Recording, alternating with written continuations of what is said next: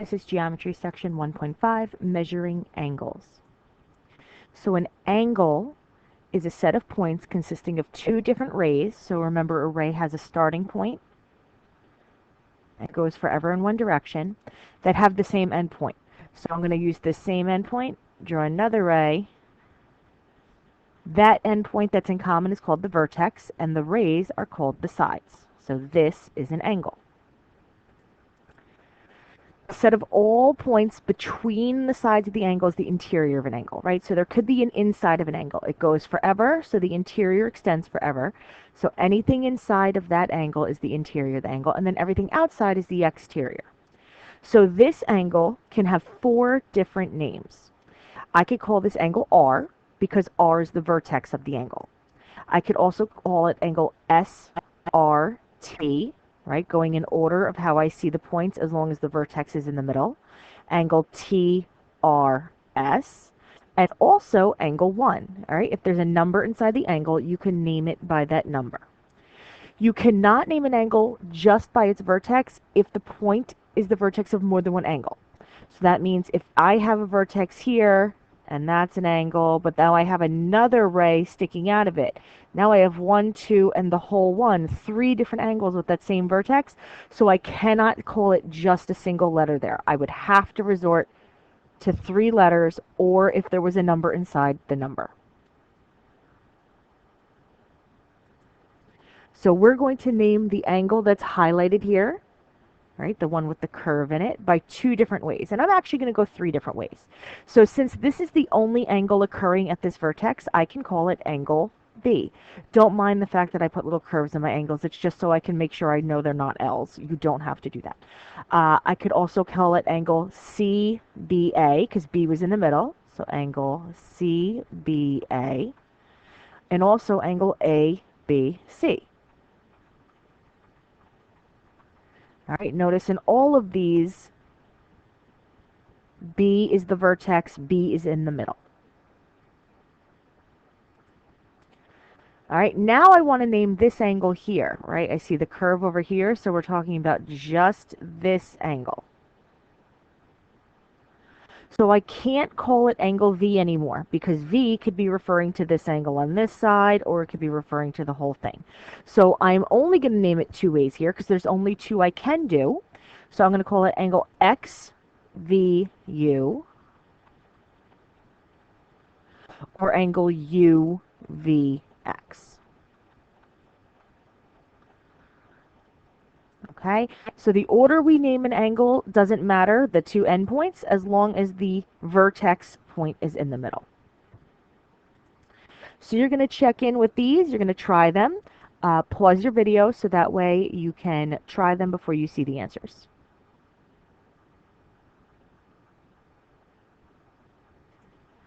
All right, so it asks for 3 names for each of these angles. So number 1 only had 3 possible names, angle Q, angle PQR, and angle RQP. Number 2 had 4 different possible names, so I don't know what 3 you chose. So it could be angle 1, angle Y, angle XYZ, or angle ZYX. And the same thing for number 3. It could have 4 different possible names. It could be angle 2, angle E, angle DEF, or angle FED. All right, so going along with things that we can measure, angles can be measured. They have a degree, right? The degree is really how open the angle is, how far apart the 2 rays are. So we have 4 different types of angles here, and you may recognize some of them, right? When an angle is, let's start here. This angle has a little box in the corner, and that means it's equal to 90 degrees. This is equal to 90, and that is a right angle. Right? Any angle that's exactly equal to 90 degrees is a right angle. If it's less than 90 degrees,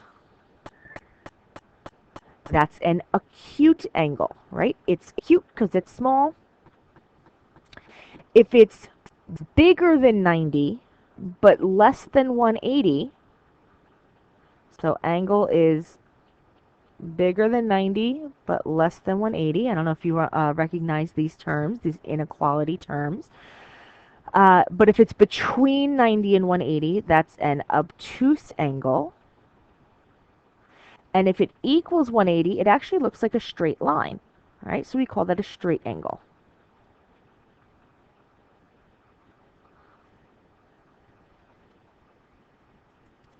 So we can use a protractor to measure angles, and once we know how many degrees they are, we can classify them as either acute, obtuse, right, or straight.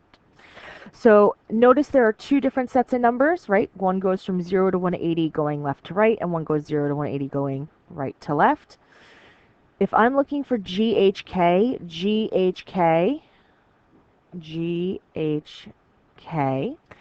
I would probably start with the outside numbers because G is already lined up with the 0 there. And then if I look at where K is following the same outside numbers, well, don't look at my line K, but look at the blue line K that they have drawn here. Right? That goes between 120 and 130. So that looks like it's at 135. So going from 0 to 135 is 135 degrees. Notice when we name the angle, we're calling it angle GHK, but when I'm looking for the measure, I put the little m in front. All right, so that's going to be important.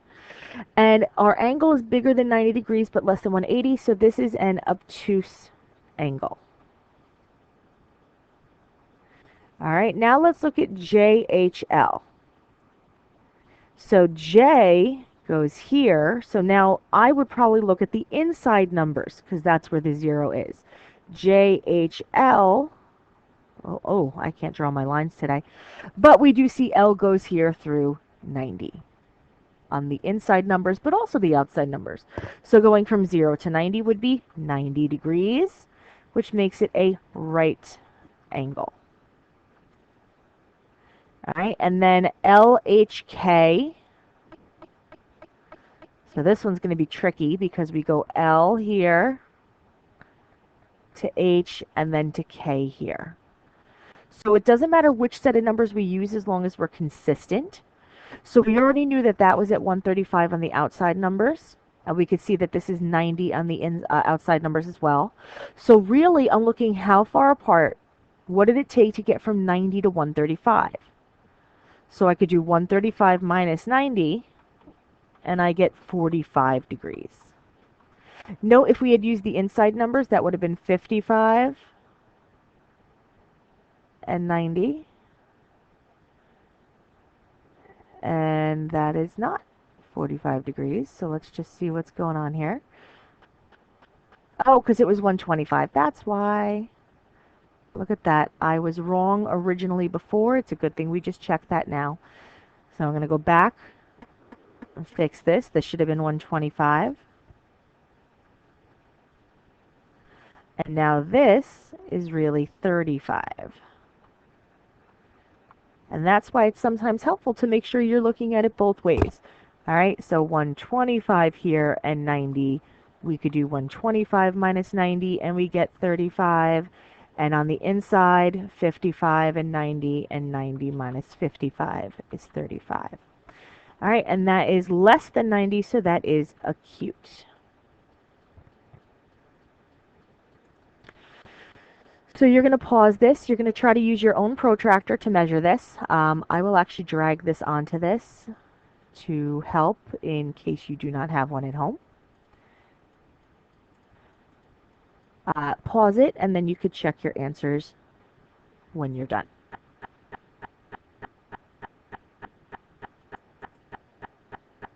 Okay, so it might be hard to tell, but I'm going to use my little tool here. So I'm looking for angle ABC, so I know it ends at C, and it goes all the way to A. So if I line my arrow up here with the arrow of the angle, I get 123 degrees. You could have seen that in there when I'm holding it in place. Let's get it back so you can see 123. So that's an obtuse angle. And for CBD, I'm still using C, but now I'm going to drag this over to D. And when that lines up, you see I have 77 degrees. All right, so that is an acute angle. All right, so for congruent angles, remember we talked about congruent segments? When two segments have the same length, they were congruent segments. So if two angles are the same measure,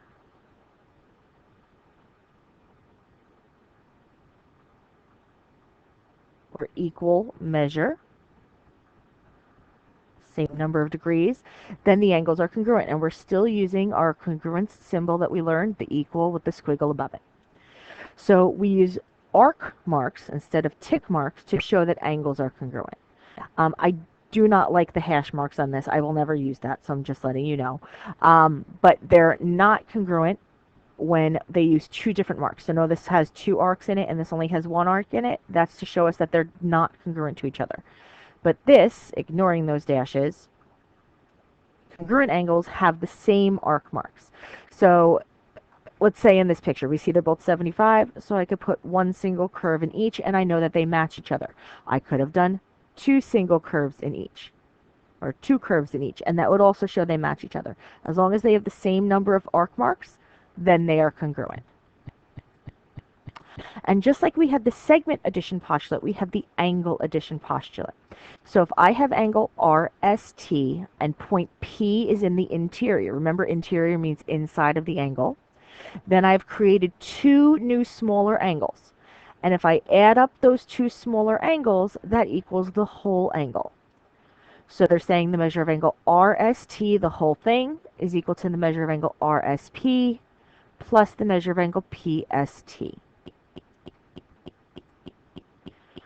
So they're telling me in this example that the measure of angle LKN is 145 degrees. This whole thing, and sometimes when I want to show a whole angle, I might even go like this to show that the whole thing is 145. So now I know the two smaller together, the 2x plus 10 and the 4x minus 3 equals the entire thing of 145. So again, solving an equation, things that are on the same side just get combined. So we're going to combine like terms. 2x and 4x is 6x. 10 and negative 3 is 7. Now we're going to do the opposites to get rid of things. So I want to get rid of the plus 7, so I'm going to minus 7. And then I'm going to divide by 6 to get the x alone. So that's going to be 23. All right, and that's all we wanted to find, the measure of x, so we're done. All right, let's do another example here. They don't have the information in the picture for us. They do at least have a picture.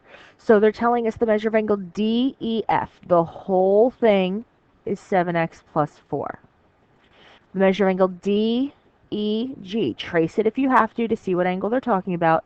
Is 5x plus 1. And GEF, that's the one in here, is 23. So I know the two smaller together is equal to the whole thing of 7x plus 4. So again, we have some terms on the same side, so we're just going to combine them.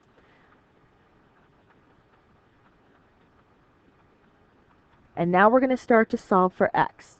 All right, I want all my x's together. It's going to be easier to get rid of 5 than 7. So we can minus 5x from both sides. So we have 24 equals 2x plus 4. We can get rid of 4 from both sides. So 20 equals 2x. And then lastly, we'll divide by 2. So x is 10. And that's not what they wanted us to find. We needed it, but they want us to find the measure of angle DEG. So looking here, the measure of angle DEG was 5x plus 1. So that means we're going to put 10 in for that x. So 5 times 10 plus 1, that's 50 plus 1. The measure of angle DEG is 51 degrees.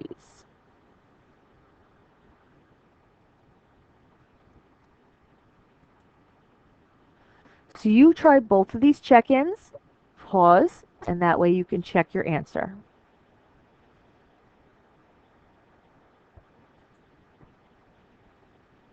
All right, for our first check-in, they tell us the angle EFG is a right angle, which means it equals 90 degrees.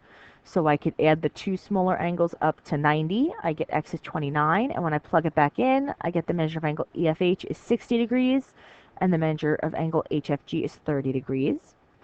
In the second check-in, they tell us the whole angle is 10x minus 11. They tell us measure of angle MKL is 8x minus 20 and JKM is 43. So I have the whole thing of 10x minus 11 equals the sum of 43 and 8x minus 20.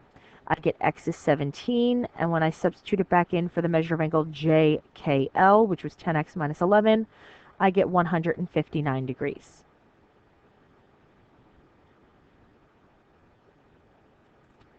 There are two problems left. There are challenges. We'll try challenge 1 together, and then you could try challenge 2 on your own. So in this diagram, they're telling me the measure of angle BAE, so the whole thing is 59 degrees. So we're going to take our our angle addition postulate, and we're going to extend it to say that all of the small pieces together have to add up to the whole thing instead of just the two pieces. So I'm going to add all three of these pieces together to equal 59. So 4x minus 20 plus x plus 12 plus x plus 1 is equal to 59. So we have some like terms here. So all of our x's, we have 4x plus 1x plus 1x, so that's a total of 6x. Then we have a negative 20, a positive 12, so that's negative 8, and a positive 1, so that's negative 7. So if I add 7 to both sides,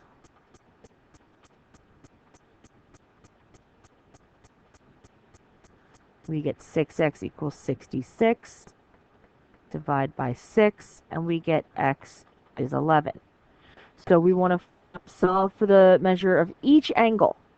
So if I take 11 and put it in for 4, 44 minus 20 is 24 degrees. Actually, let's go different color here. Let's go green. 24 degrees. 11 plus 12 is 23 degrees, and 11 plus 1 is 12 degrees. And let's just do a quick check. 24 plus 23 plus 12 does in fact equal 59. So we can write out those answers. The measure of angle BAC was 24 degrees. The measure of angle CAD was 23 degrees. And the measure of angle DAE was 12 degrees. So you go ahead, try challenge 2.